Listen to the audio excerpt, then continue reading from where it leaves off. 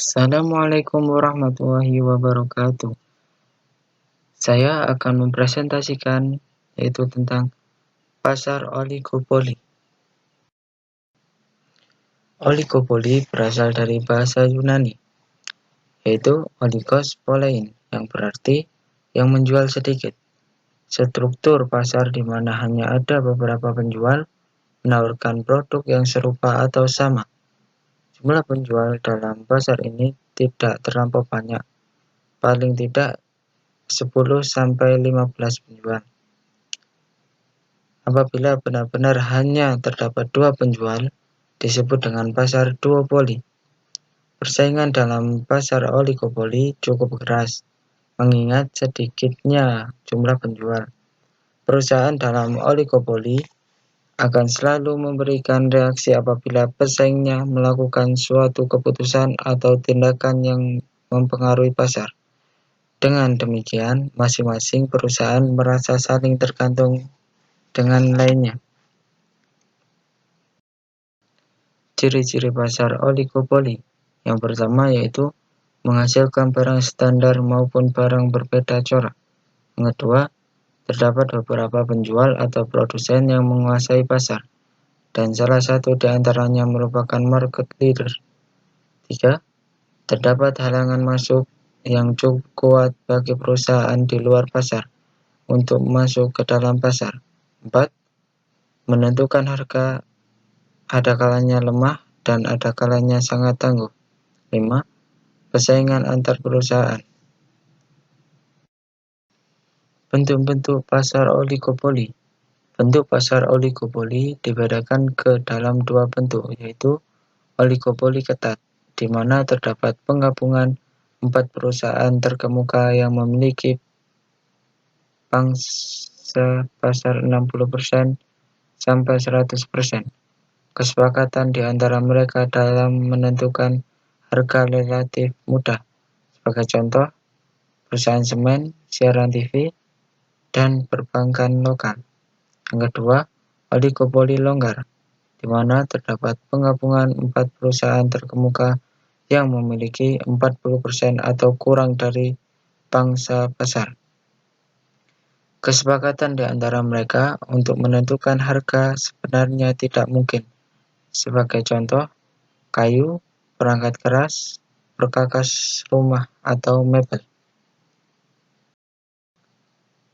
Sesuatu yang kita lakukan pasti terdapat dampak.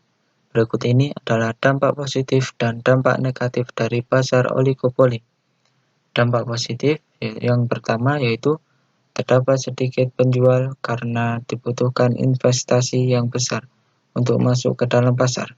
2. Jumlah penjual yang sedikit membuat penjual dapat mengendalikan harga dalam tingkat tertentu. 3. Bila terjadi perang harga, konsumen akan diuntungkan. Dampak negatif. Yang pertama, terdapat rintangan yang kuat untuk masuk ke dalam pasar. Kedua, akan terjadi perang harga. Ketiga, produsen bila melakukan kerjasama atau kartel yang pada akhirnya akan merugikan konsumen. Kartel adalah sekelompok perusahaan yang bertindak secara serentak atau serempak. Rintangan memasuki industri pada pasar oligopoli. 1. Skala ekonomis. Skala ekonomis menggambarkan suatu kondisi bahwa semakin banyak produk yang dihasilkan maka biaya produk per unitnya semakin kecil. Oleh sebab itu, bila terjadi permintaan yang sangat banyak, maka perusahaan-perusahaan lama lebih mudah dalam mengisi kesempatan tersebut karena perusahaan tersebut telah memproduksi secara efisien. Keadaan seperti ini jelas menyulitkan pendatang baru untuk memasuki pasar. Yang kedua, biaya absolut yang dibutuhkan. Antara perusahaan yang satu dengan yang lain, kadang-kadang harus mengeluarkan biaya produksi yang berbeda-beda meskipun untuk menghasilkan output yang sama. Hal ini disebabkan karena 1. Tingkat pengalaman yang sudah dimiliki oleh perusahaan lama lebih tinggi daripada tingkat pengalaman perusahaan baru. 2. Tenaga kerja perusahaan lama yang mempunyai pengalaman atau kemampuan. 3. Karena perusahaan lama sudah dikenal oleh berbagai pihak dibandingkan dengan perusahaan baru. 3. Keistimewaan hasil produksi dan diferensiasi produk. Bentuk keistimewaan hasil produksi perusahaan lama diantaranya: A. Produk yang dihasilkan sudah sangat terkenal. B. Produk yang dihasilkan sangat rumit. C.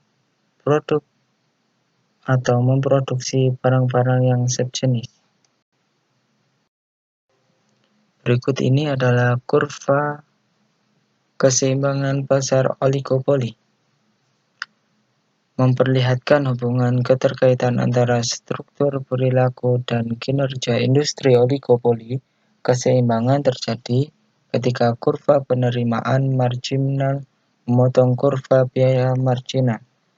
Perusahaan oligopoli memaksimalkan keuntungan dikarenakan harga jual yang dikenakan melebihi biaya produksi yang dikeluarkan. Oligopoli memproduksi pada tingkat harga melebihi biaya rata-rata, yaitu terletak pada posisi tingkat harga sebesar P dan output sebesar H, dengan memproduksi pada rentan wilayah kurva biaya rata-rata yang sedang menurun sebesar C. Oligopoli memperoleh keuntungan supernormal seluas wilayah. Sekian presentasi yang dapat saya sampaikan. Kurang lebihnya mohon maaf. Terima kasih. Wassalamualaikum warahmatullahi wabarakatuh.